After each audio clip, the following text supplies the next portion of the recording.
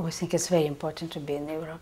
It's incredibly important because connections of Russian culture with European culture, mostly German and French, is a long tradition. They influence each other, they borrow from each other, and based on each other. And America is a new country in a way. Of course, it has its own history, its own traditions. We live there because it just happens this way, because it's probably more comfortable than anywhere else. We have a big space, which will be probably not possible in Europe to have such a space. Utopia is a history of Russia. Russia produced utopia on an everyday level. We dream about the future. We think the future will be possible to do for another generation, but not for us.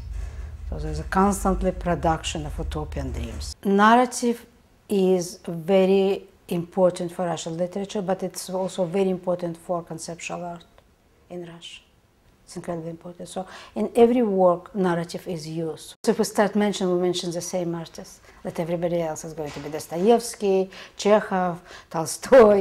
It's not for us to decide. It's for the art market to decide. That's a question you have to ask our dealers, not us. We don't think about it. An artist is not supposed to think about it. It's better for him. It's better for his work. We know it exists. Are we concerned about it? Probably we would be if we wouldn't make some money.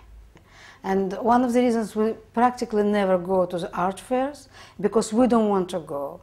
John Baldessari said a very good thing. He said, artists at the art fair, it's like bringing a cow to see how people drink her own milk. It's not pleasant. I wouldn't say about work that it's modest or not. It's a work of art. It's supposed to have meaning. It's supposed to have a lot of levels for the people to understand on a very sophisticated level and at the same time on a very human level. And then that's what makes a great work of art. If we manage to do this, it's a work of art.